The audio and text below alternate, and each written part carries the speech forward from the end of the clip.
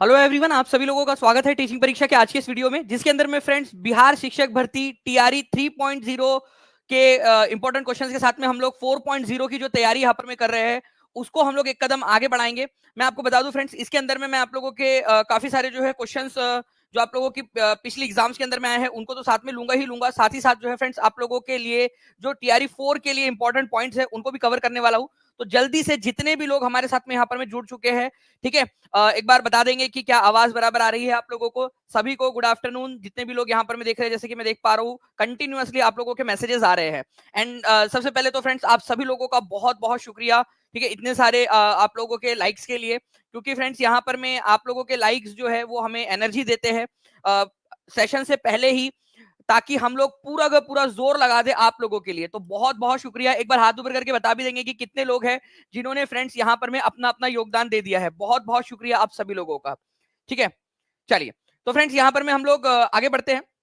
और इससे पहले कि हम लोग जो है ज्यादा आगे बढ़े, मैं आप लोगों को बता दूं कि कल जो है आप लोगों की टॉप 100, ठीक है, टॉप 100 पीवाईक्यूज, ठीक है, टॉप 100 पीवाईक्यूज टीचिंग परीक्षा की तरफ से आपका शिक्षक दिवस के ऊपर में एक तोहफा, ठीक है, जिसमें टीआरई 1,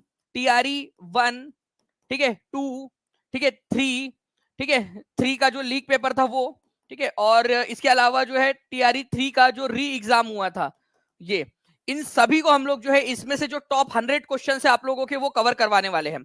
और उसके तुरंत बाद जो है आप लोगों की टेस्ट होंगी, तुरंत बाद टेस्ट होंगी, ठीक है। ज्यादा समय नहीं लेंगे हम लोग, तो इसी वजह से आप लोगों ने जो है फ्रेंड्स एकदम तैयार रहना है। कल लाइव एकदम 1 बजे सभी लोग आ जाएंगे। ओके, चलिए चलिए फ्रेंड्स, हम लोग पहले क्वेश्चन की तरफ में आगे बढ़ते हैं। पहला क्वेश्चन आप लोगों की स्क्रीन के ऊपर में ये रहा।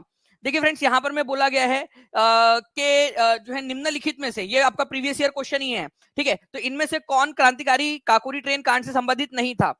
तो ये इस तरह से जो आप लोगों के प्रीवियस ईयर क्वेश्चन है, ठीक है, इनको हम लोग जो है फ्रेंड्स यहाँ पर में कवर करेंगे। आप लोग बताइए इस पर्टिकुलर क्वेश्चन का आंसर क्या होने वाला है।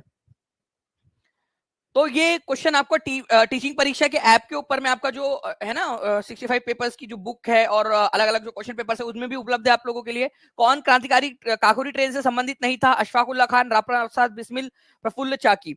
अगर आप लोगों को थोड़ा भी याद हो फ्रेंड्स यहाँ पर में, ठीक है, तो खुदीराम बोस और प्रफुल्ल चाकी जो है ये मुजफ्फरपुर बॉम्ब कांड जो था, ठीक है, मुजफ्फरपुर, ठीक है, मुजफ्फरपुर बॉम्ब कॉन्स्पिरेसी जो थी, जो हुई थी आपकी 1909 के अंदर में। ये भी क्वेश्चन पूछा जाता है कि कब हुई थी, तो 1909 में उसमें शामिल थे, ना कि काकोरी ट्रेन कांड के अंदर में आप लोगों के, ठीक है। तो ये आप लोगों को याद रखना है आप लोगों ने। ओके, तो ये आप लोगों का मुजफ्फरपुर बॉम्ब कॉन्स्पिरेसी 1908 के अंदर में ये शामिल थे। ओके, तो ये याद रखना है आपने। और अशफाक उल्ला खान, राम प्रसाद बिस्मिल, ठीक है, राजेंद्र लाहिरी, ये सारे के सारे लोग क्या थे? ये सारे के सारे लोग जो है फ्रेंड्स रिलेटेड थे आपके काकोरी ट्रेन कॉन्स्पिरेसी से। काकोरी ट्रेन कॉन्स्पिरेसी से रिलेटेड भी आप लोगों को पॉइंट्स बता देता हूँ। काकोरी ट्रेन कांड जो है वो हुआ कौन से दिन था? तो ये हुआ था 9 अगस्त को, 9 अगस्त, ठीक है।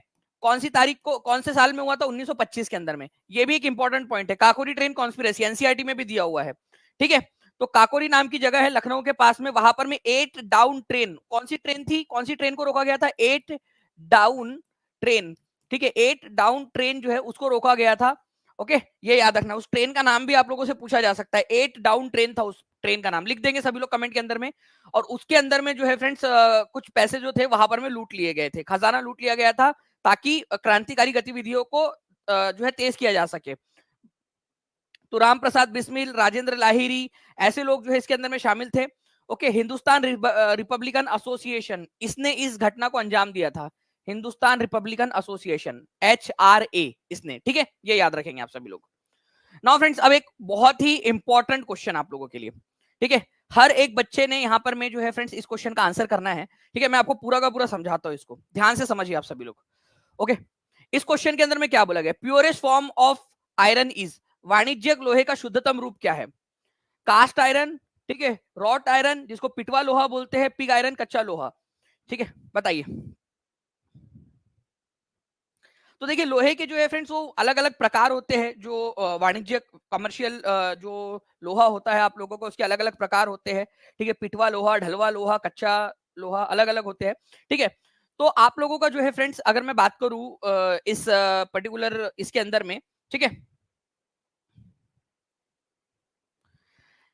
तो सबसे शुद्धतम रूप कौन सा होता है? तो रॉट आयरन या जो पिटवा लोहा होता है ना, ये सबसे शुद्ध होता है। इसके अंदर में जो मज होता है या फिर आप लोग बोल सकते हो अशुद्धियां होती है, वो सबसे कम होती है। तो कमर्शियल तौर पर सबसे ज्यादा शुद्ध लोहा आप लोगों का जो अवेलेबल है वो पिटवा लोहा है। हर कोई लिख देगा यहाँ पर मैं कमेंट के अंदर में जल्दी जल्दी से, ठीक है। जैसे मैं देख पा रहा हूँ फ्रेंड्स, हम लोग 3rd नंबर के क्वेश्चन पे हो और 900 के करीब आप लोगों ने लाइक्स भी कर दी है। बहुत बहुत शुक्रिया आप सभी लोगों का, ठीक है। तो पिटवा लोहा जो है फ्रेंड्स ये सबसे शुद्ध है। रॉट आयरन लिख दीजिए सभी लोग। अच्छा, ये जो कच्चा लोहा होता है पिग आयरन, ये आप लोगों का वो लोहा है जो आप लोगों का आयरन ओर को पिघलाने के बाद में मिला है। मतलब ये सबसे पहला लोहा होता है, फर्स्ट आयरन, ठीक है। फर्स्ट आयरन जो आप लोगों को मिलता है आयरन ओर को पिघलाने के बाद में। आपको लोहा कैसे मिलेगा? आप आयरन ओर लोगे कोई तो भी, ठीक है, जिसके अंदर में आयरन है, कोई पत्थर वगैरह होते हैं बड़े बड़े से, फिर उनको पिघलाया जाता है फर्नेस के अंदर में, ठीक है। फिर उसमें से लोहे को अलग किया जाता है, बट उसमें कई सारी अशुद्धियां होती है अभी भी। तो वो जो लोहा मिलता है ना सबसे पहला आपको, उसको कच्चा लोहा या पिग आयरन बोलते हैं। बहुत ज्यादा अशुद्धियां होती है। इनमें से सबसे ज्यादा अशुद्धियां किसमें अगर ये बोला जाए तो पिग आयरन में होंगी सबसे ज्यादा अशुद्धियां, ठीक है। चलिए, तो ये आप लोगों ने ध्यान रखना था। तो आयरन कौन सा वाला? आयरन रॉड, ठीक है। रॉट आयरन या पिटवा लोहा जो है ये आप लोगों का सबसे शुद्ध होता है। कास्ट आयरन जो है फ्रेंड्स बेसिकली ये इसमें कुछ अशुद्धियां होती है, पिग आयरन से कम, रॉट आयरन से ज्यादा कास्ट आयरन के अंदर में, ठीक है। ये याद रखना है आप लोगों ने। तो आंसर आपका ऑप्शन नंबर बी हो जाएगा। इसको प्लीज याद रख लीजिए, हर एक बच्चा, बहुत ज्यादा इंपॉर्टेंट क्वेश्चन है ये, ठीक है। चलो नेक्स्ट क्वेश्चन की तरफ में हम लोग आगे बढ़ते हैं फ्रेंड्स। आप लोगों का आपको बताना है महात्मा गांधी ने आजादी के लिए भारत छोड़ो आंदोलन किस वर्ष शुरू किया था? अब ये क्वेश्चन जो है आप लोगों का, ठीक है, इससे रिलेटेड पॉइंट आपके टीआरई के अंदर में बहुत सारे पूछे गए। मैं फिर से एक बार बता दूं आप सभी लोगों को, जितने भी लोग हैं, कि कल मैं आप लोगों के लिए टॉप जो आपके 100 क्वेश्चन है, टीआरई 1, टीआरई 2, टीआरई 3 का लीक पेपर और टीआरई 3 का री एग्जाम, जो टॉप 100 क्वेश्चन है वो करवाने वाला हूं लाइव पोल के साथ में। आप लोगों को अपना स्कोर देखना है कि कितना स्कोर आया। फास्ट हम लोग क्वेश्चंस करेंगे, आप लोगों का ये भी पता चल जाएगा आपको कि आप लोग स्कोर कितना कर रहे हो। तो सभी लोग रेडी है? हाथ ऊपर करके बता देंगे मुझे, ठीक है। तो 1942 के अंदर में जो है फ्रेंड्स भारत छोड़ो आंदोलन शुरू हुआ था। लेकिन ये भारत छोड़ो आंदोलन के पीछे कारण क्या था? क्यों गांधी जी ने शुरू किया भारत छोड़ो आंदोलन? उसके पीछे एग्जैक्ट एकदम पिन टू द पॉइंट कारण क्या था? वो था आपका क्रिस्प मिशन, ठीक है। क्रिप्स जो थे, ठीक है, स्टैफोर्ड क्रिप्स, इन्होंने क्या किया, ये आए थे 1942 के अंदर में। क्रिप्स मिशन भारत आया था जिसने भारत के अंदर में ये घोषणा की कि जब वर्ल्ड वॉर 2 खत्म हो जाएगा उसके बाद में हम जो है भारत को डोमिनियन स्टेटस देंगे, ठीक है। और भारत के लिए जो है वो सोचेंगे कि संविधान सभा बनानी है या नहीं, लेकिन वर्ल्ड वॉर 2 के बाद। तो हमने बोला भाई हमको ये मंजूर नहीं। ये तो एक ऐसी बात हो गई कि एक डूबता हुआ बैंक है, उसका चेक आपने थमा दिया, वो भी पोस्ट डेटेड, ठीक है। तो भारत छोड़ो आंदोलन जो है वो क्रिप्स मिशन के फेल हो जाने की वजह से शुरू हुआ था। ये आया था कि नहीं आया था क्वेश्चन? कौन से मिशन के फेल हो जाने की वजह से भारत छोड़ो आंदोलन शुरू हुआ था? कितने लोगों को याद है? हाथ ऊपर करके बता देंगे जल्दी से, कितने लोगों को याद है ये क्वेश्चन आया था? कौन से मिशन के फेल हो जाने की वजह से भारत छोड़ो आंदोलन शुरू हुआ था? तो क्रिप्स मिशन के फेल हो जाने के कारण हुआ था। 1942 के अंदर में आया था क्रिप्स मिशन, और इसीलिए जो है फ्रेंड्स भारत छोड़ो आंदोलन 8 अगस्त, ठीक है, 1942 को शुरू किया गया था। अच्छा, एक और चीज आप लोगों को बताना चाहूंगा कि जो गांधी जी थे उनको 1942 के भारत छोड़ो आंदोलन के अंदर में गिरफ्तार कर लिया गया था। वैसे तो सब बहुत सारे नेता थे जिनको गिरफ्तार कर लिया गया। आप लोग बताइए मुझे कि गांधी जी को कहां रखा गया था? गांधी जी को, ठीक है, क्विट इंडिया मूवमेंट के समय में गिरफ्तार करके कहां रखा गया था? कोई बता सकता है मुझे? ये क्वेश्चन बना था एक एग्जाम के अंदर में कि गांधी जी को कहां पर में कैद रखा गया था। बाकी जो नेता थे उनको जो है फ्रेंड्स अहमदाबाद जो किला था वहां पर में रखा गया था, ठीक है। वेरी गुड, बहुत अर्चना ने आंसर कर दिया यहाँ पर में, बाकी और भी बच्चे बहुत सारे कर रहे हैं। आगा खान पैलेस, ठीक है, आगा आगा खान, ठीक है, पैलेस, ठीक है। आगा खान पैलेस जो है फ्रेंड्स ये याद रखना है आप लोगों ने, ये है पुणे के अंदर में, ठीक है। यहां पर में इनको कैद करके रखा गया था आगा खान पैलेस के अंदर में। ओके, तो ये एक इंपॉर्टेंट है कि गांधी जी को 1942 के अंदर में, ठीक है, कहाँ रखा गया था? यहीं पर आगा खान पैलेस के अंदर में ही फ्रेंड्स जो है जो मैडम थी गांधी जी की, ठीक है, कस्तूरबा गांधी, उनकी मृत्यु हुई थी। ये याद रखना है आप लोगों ने। तो आगा खान पैलेस के अंदर में मतलब मैडम के साथ में ही कैद थे वो भी, उनकी वाइफ भी उन्हीं के साथ में ही थी आगा खान पैलेस के अंदर में, तो उनकी मृत्यु वहीं पे हुई थी। मैं जब आगा खान पैलेस गया तब मैंने देखा था कस्तूरबा गांधी की जो समाधि है, ठीक है, सिंबॉलिक तौर पर जो बनाया गया है, वो देखा। गांधी जी जिस रूम में रहते थे वो रूम देखा है, जहां पर मैं बैठकर वो रोज सुबह प्रार्थना करते थे वो रूम देखा है। अच्छा खासा एक बड़ा सा भवन है वो पूरा का पूरा आगा खान पैलेस, ठीक है, पुणे के अंदर में, ठीक है। चलिए नाउ फ्रेंड्स आगे बढ़ते हैं हम लोग। यहाँ पर मैं एक और क्वेश्चन आप लोगों के लिए, जल्दी से इस पर्टिकुलर क्वेश्चन का भी आंसर कर दीजिए आप लोग, क्योंकि ये बहुत बार पूछा जा रहा है। और मैं आप लोगों को बता दूं फ्रेंड्स कि कल मतलब कि शिक्षक दिवस के अवसर पर कल हम लोग टॉप 100 क्वेश्चंस करने वाले हैं। हर एक बच्चा जो है यहाँ पर में, ठीक है जी, बहुत जल्दी होगा शिव जी। अभी जो है आप लोगों का पूरा आप देखोगे कि कल से जो है आपको बहुत सारे जो है यहाँ पर में मिल जाएंगे।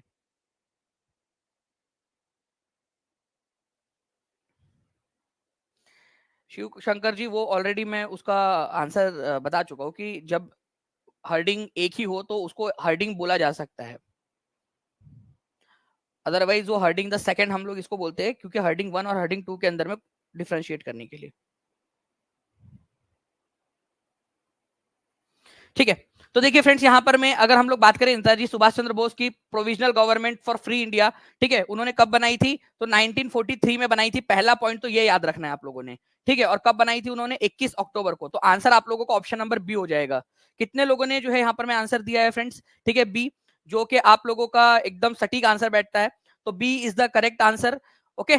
और मैं देख पा रहा हूं यहाँ पर में कई सारे लोग हैं जिन्होंने सी आंसर लगाया है। 56% लोगों ने जो है वो सी आंसर लगाया है 23 अक्टूबर, जबकि आप लोगों को बार बार याद करवाया है 21 अक्टूबर है वो। 21 अक्टूबर 1943 को जो है वो उन्होंने आजाद हिंद फौज की स्थापना की थी 21 अक्टूबर को, ठीक है, 21 अक्टूबर। फिर भी 56% लोगों ने सी आंसर लगाया।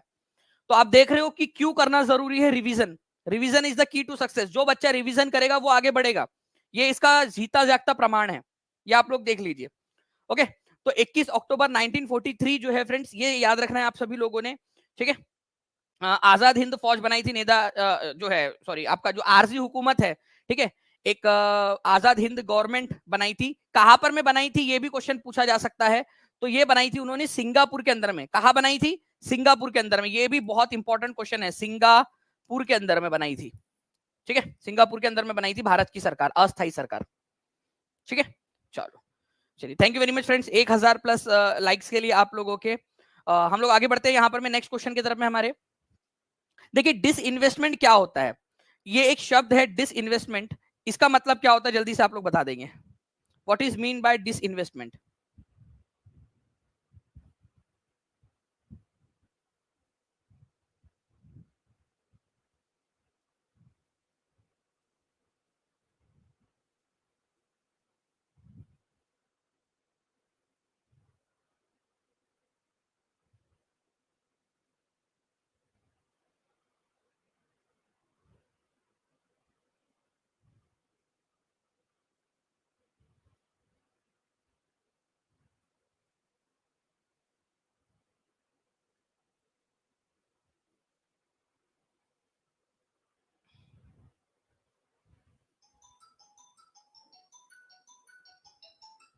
चलिए, तो बहुत बढ़िया फ्रेंड्स, आप लोगों के देखिए यहाँ पर मैं आंसर्स आ रहे हैं यहाँ पर कंटिन्यूअसली, ठीक है। तो डिस इन्वेस्टमेंट का मतलब क्या होता है? डिस इन्वेस्टमेंट का देखिए, इन्वेस्टमेंट का डिस, ठीक है, निवेश में वी लग गया है यहाँ पर में, वी निवेश।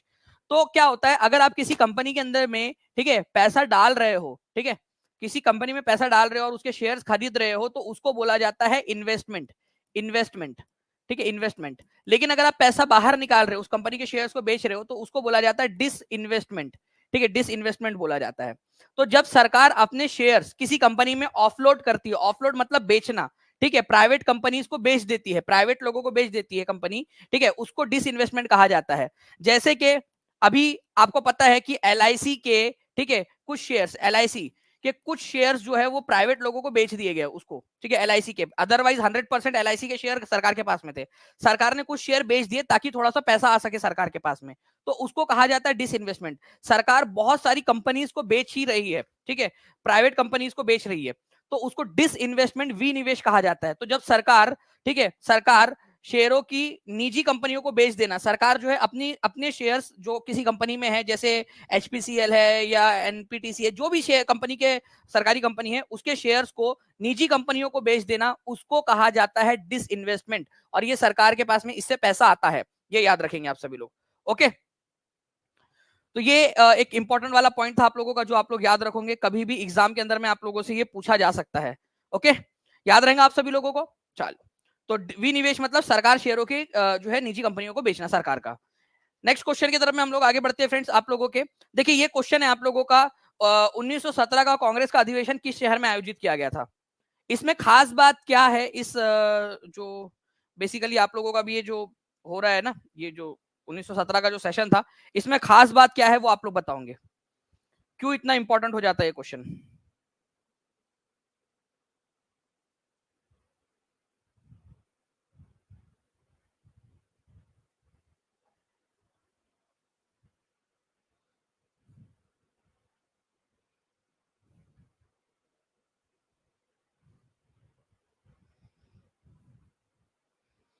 बहुत बढ़िया। तो देखिए फ्रेंड्स, 1917 का कांग्रेस अधिवेशन निम्नलिखित में से किस शहर में आयोजित किया गया था? तो कलकत्ता में आयोजित किया गया था। इसकी खास बात क्या है कि क्योंकि इसके अंदर में सबसे पहली बार किसी महिला जो है उसको अध्यक्ष बनाया गया था। तो कौन थी वो अध्यक्षा इसकी? तो इसकी अध्यक्षा, ठीक है, अध्यक्षा थी, ठीक है, एनी बेजेंट। एनी बेजेंट, ये याद रखना है आप लोगों ने। और ये पहली महिला अध्यक्षा बनी थी कांग्रेस की 1917 के कलकत्ता अधिवेशन के अंदर में। इंपॉर्टेंट पॉइंट है आप लोगों का, एग्जाम के अंदर में पूछा जा सकता है।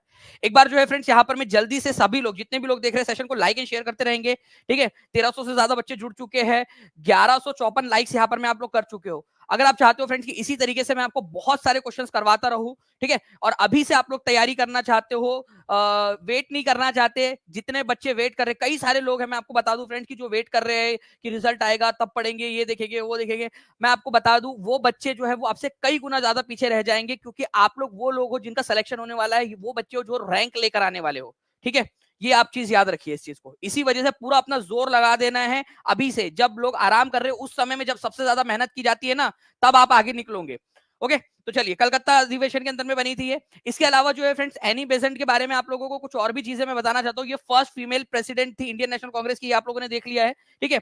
एनी बेसेंट के बारे में दो तीन चीजें आपको बताता हूँ, ठीक है। इन्होंने जो है ये थियोसॉफिकल सोसाइटी की वजह से भारत में आई थी। थियो याद रखना है आप लोगों ने, थियोसॉफिकल, थियोसॉफिकल सोसाइटी, ठीक है। थियोसॉफिकल सोसाइटी जो है, वैसे इसकी स्थापना हुई थी आपकी 1875 में, ठीक है। 1875 में न्यूयॉर्क में इसकी स्थापना हुई थी, लेकिन बाद में इसका हेडक्वार्टर जो है फ्रेंड्स कहां पर में शिफ्ट कर दिया गया था? मद्रास में, मद्रास, ठीक है, मद्रास, अडियार के अंदर में इसको शिफ्ट कर दिया गया था। अडियार नाम की जगह में शिफ्ट कर दिया गया था मद्रास के। तो थियोसॉफिकल सोसाइटी की वजह से वो भारत आई थी और फिर भारत की होकर रह गई। इन्होंने होम रूल लीग स्टार्ट की थी, होम रूल लीग उन्होंने स्टार्ट की थी, ठीक है, 1916 के अंदर में, ठीक है, सितंबर 1916 के अंदर में। ये भी आप लोगों ने याद रखना है। ओके, इसके अलावा जो है फ्रेंड्स, इन्होंने एक अखबार निकाला था, ठीक है। दो अखबारों के नाम मैं आपको बताता हूं, उनमें से बताना है कि कौन सा इन्होंने निकाला था, कौन सा गांधी जी ने निकाला था। एक है यंग अखबार, यंग यंग इंडिया, ठीक है, एक ट्रिक बताया था मैंने आप लोगों को, और एक है न्यू इंडिया, न्यू इंडिया। अब बताओ चलो कि कौन सा वाला अखबार किसने निकाला था, ठीक है। ट्रिक बताया था ना मैंने आप लोगों को इसकी, जल्दी जल्दी से आंसर करते जाएंगे।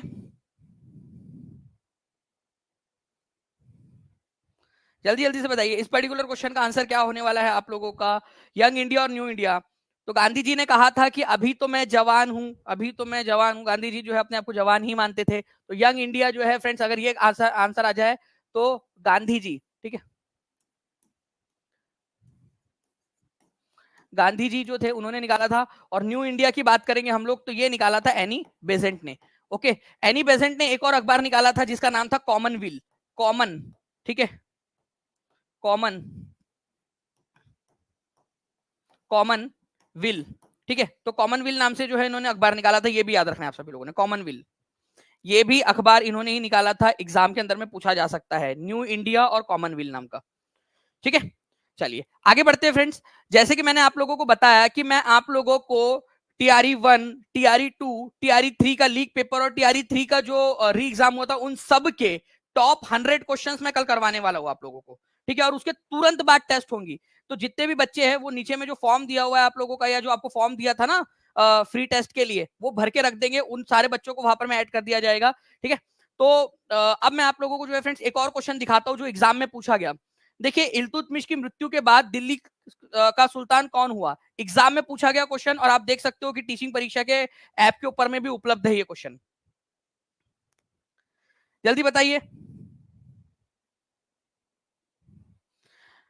इल्तुतमिश, ठीक है, दिल्ली सल्तनत में गुलाम वंश का शासक था।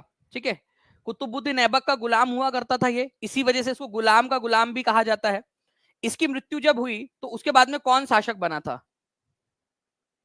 कई सारे लोगों को लगता है कि उसकी जो बेटी थी रजिया, डायरेक्टली वो सुल्ताना बन गई 1236 के अंदर में इल्तुतमिश की मृत्यु के बाद में, बट ऐसा नहीं हुआ। एक्चुअली फ्रेंड्स क्या था कि कुतुबुद्दीन ऐबक के मृत्यु के बाद में थोड़े समय के लिए आराम शाह कुतुबुद्दीन ऐबक का बेटा जो है सुल्तान बना था, लेकिन ये अच्छा शासक नहीं था, तो उसके जीजा जी मतलब कुतुबुद्दीन ऐबक का दामाद और कुतुबुद्दीन ऐबक का जो है गुलाम था पहले, फिर बाद में दामाद बन गया। अच्छा, पहले गुलाम था फिर दामाद बना, लेकिन दामाद बन के गुलाम बनता तो भी एक ही बात थी वो। चलो ठीक है, चलो तो ये जो है फ्रेंड्स यहाँ पर में हो गया शमशुद्दीन इल्तुतमिश। ठीक है, गुलाम का गुलाम इसीलिए कहा जाता है उसको, तो ये बनता है। जब इसकी मृत्यु हुई 1236 में, तो उसका बेटा जो था रुकनुद्दीन फिरोज शाह, वो शासक बना। कौन बना? रुकनुद्दीन फिरोज। ठीक है, लेकिन फ्रेंड्स ये बड़ा ही कमजोर शासक था, भोग विलासिता में डूबा रहता था। ठीक है, थोड़ी सी जो पीली है, चोरी तो नहीं की है, हसीना जमा लो, मुझे अब संभालो क्योंकि मैं होश में नहीं, वो वाली बात थी इसकी तुम्हारे चचा के लड़के की। ठीक है, रुकनुद्दीन फिरोज शाह की। तो उसकी जो बहन थी रजिया, उसने इसको गद्दी से हटा दिया। ठीक है, और जो है खुद शाशिका बन गई। तो इल्तुतमिश के बाद में उसका बेटा बना था और फिर बाद में बेटी बनी। तो इसको इस तरीके से हम लोग यहाँ पर में देख सकते हैं। ठीक है, जस्ट अ सेकेंड। ठीक है, कि इल्तुतमिश था, इल्तुतमिश। ठीक है, उसकी मृत्यु के बाद में रुकनुद्दीन बना, रुकनुद्दीन।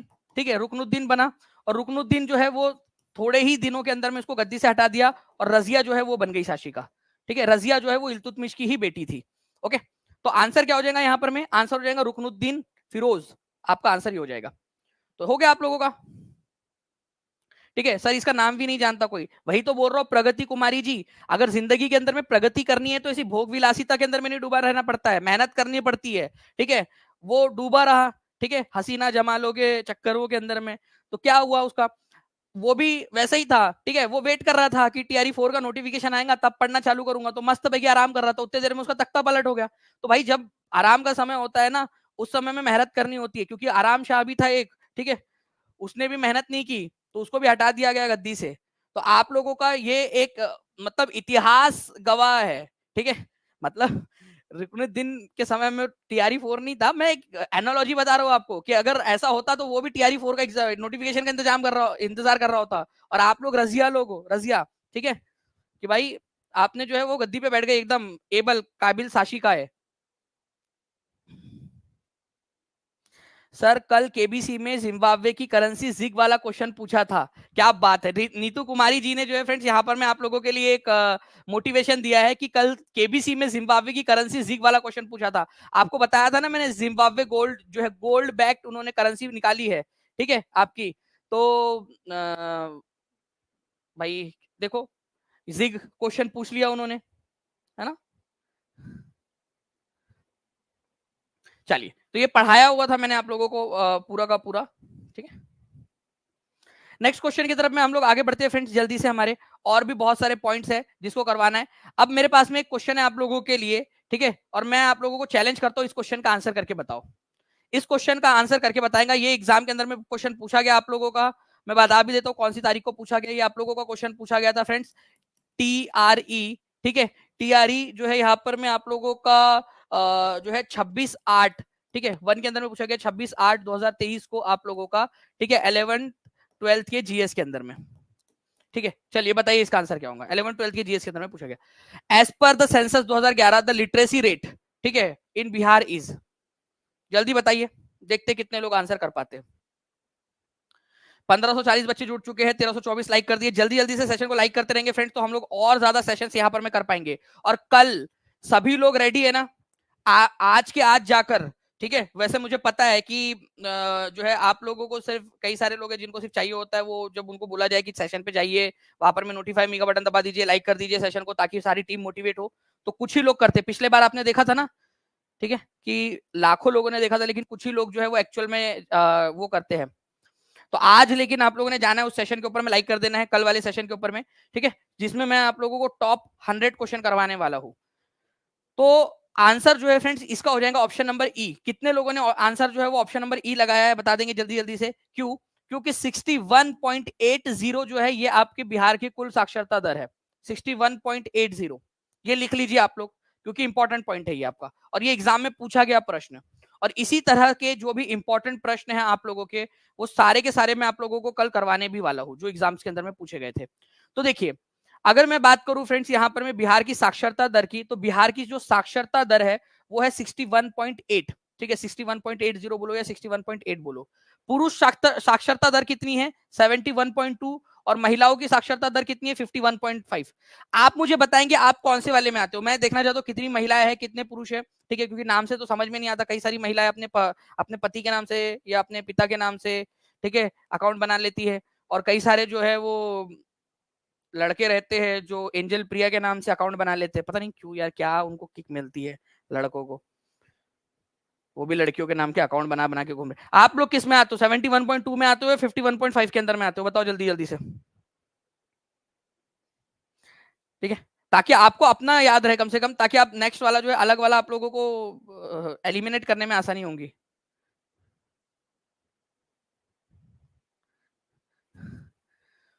ओके, अच्छा चलो एक बार एक पोल भी दे देते हैं ना, मैं पोल क्रिएट कर देता हूँ, जस्ट अ सेकेंड, समझ में भी आ जाएगा।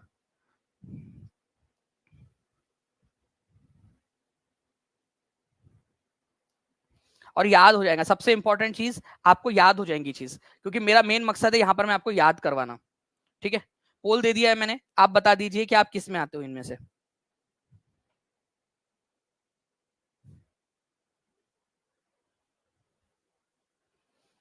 बताइए। एक चीज यहाँ पर में समझ में आ जाएगी हमें कि कितना आ रहा है, और आपने अपना याद भी कर लेना, क्योंकि देखिए ये क्वेश्चन मैं जब भी अगर कोई एक्टिविटी करवाता हूँ तो बिना मतलब के मैं कोई एक्टिविटी आप लोगों से नहीं करवाता हूँ। ठीक है, अनलेस एंड अनटिल कि उसका आपके एग्जाम से कुछ महत्व ना हो। ठीक है, ये बात समझ लेना आप लोग इस चीज को, आपके एग्जाम से रिलेटेड है, इसी वजह से एक्टिविटी करवा रहा हूँ।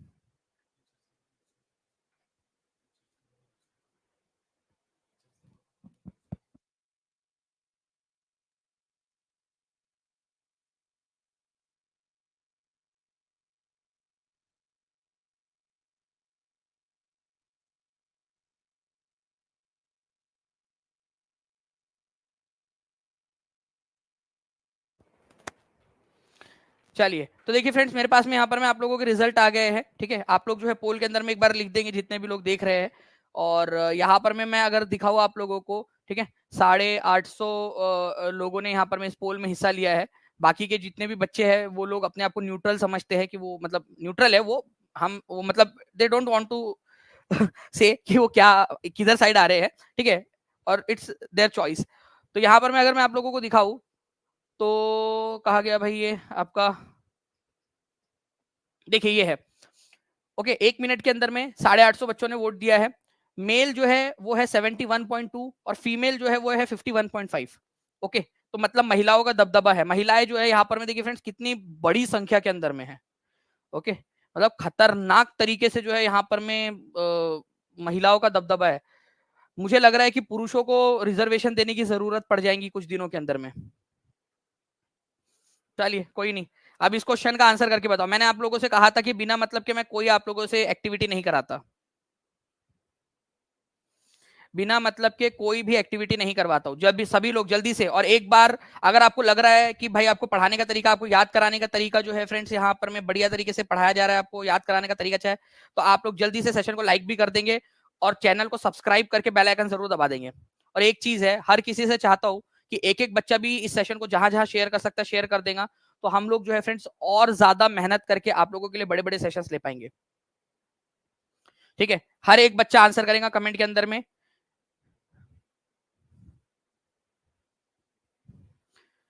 जी। तो देखिए, अगर मैं बात करूं यहाँ पर मैं फ्रेंड्स की भारत की 2011 की जनगणना के अनुसार बिहार की कुल महिला साक्षरता दर क्या है, तो वो है 51.50। ठीक है, जो कि कहीं पे भी नहीं दिया है। ठीक है, यहाँ भी नहीं दिया, यहाँ नहीं दिया, यहाँ भी नहीं दिया है, तो answer none of the above होने वाला है आप लोगों का। और इस तरह से ये भी आपका पीवाईक्यू है। ठीक है, टीचिंग परीक्षा के ऐप पर उपलब्ध भी है। जितने भी बच्चे टीचिंग परीक्षा के साथ में जुड़ना चाहते हैं वो जुड़ सकते हैं।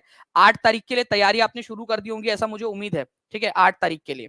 ठीक है, तो ये सारी की सारी चीजें आप लोगों ने ध्यान रखनी थी। ओके, तो बिहार का जो है फ्रेंड्स ये याद रखना है, महिलाओं की साक्षरता दर 51.50 है, मेल की 71.20 है आप लोगों की। ओके, अच्छा, बिहार जो है वो पूरे भारत की जनसंख्या का कितना प्रतिशत बनाता है, ये जल्दी से बताएंगे आप लोग कमेंट करके। बिहार जो है भारत की जनसंख्या का कितना प्रतिशत बनाता है? ठीक है, 8.60। ठीक है, 8 पॉइंट, ठीक है 59 इसको बोला जा सकता है। ठीक है, लेकिन इसको जब राउंड ऑफ किया जाता है तो 8.60 वो अपने बन जाता है, तो 8.60 एकदम आसपास में ही है वो। ठीक है, तो 8.60% बनाता है पूरे भारत का, मतलब पूरे भारत की जनसंख्या का 8.60 जो है यहाँ पर में रहती है। ठीक है, बिहार के अंदर में, ये इसका मतलब था। तो इस प्रकार के जितने भी क्वेश्चंस है वो आप लोगों को करवाने वाला हूं मैं कल। सभी बच्चे जो है मुझे उम्मीद है कि सेशन के अंदर में जो है वो आ जाएंगे। अब एक क्वेश्चन मैं आप लोगों को दिखाता हूँ फ्रेंड्स, आप लोगों की बिहार की जनगणना के अनुसार बिहार की राज्य की कुल साक्षरता दर कितनी है? Bihar CET BEd official paper में आया हुआ क्वेश्चन। कल हर एक बच्चा, ठीक है, 1 बजे जुड़ जाएगा। मैं आप लोगों को बता दूं कि कल आप लोगों के लिए एक स्पेशल सेशन है। ठीक है, जो मैं अभी दिखा भी देता हूँ आप लोगों को। ठीक है, तैयारी सिलेक्शन के साथ में अब रैंक की भी हो रही है, और मैं आपको बताता हूँ कि जिस समय बाकी लोग जो है वो आराम कर रहे होते हैं उस समय मेहनत करनी होती है। ठीक है, तो एक जो है वो इंटरव्यू भी आने वाला है आप लोगों के लिए। 3 बहनें हैं, ठीक है, तीनों ने टीचिंग परीक्षा के साथ में पढ़ के एक साथ टीआरई क्लियर किया है। मैं आप लोगों की उनसे बात करवाना चाहता हूँ। ठीक है, आप लोग रेडी है? कैसे किया उन्होंने? तीनों बहनों ने एग्जाम क्लियर किया और बहुत मेहनती। ठीक है, और 3 बहनों ने अपने परिवार को, अपने माता पिता को एक साथ प्राउड फील करवाया है उन्होंने।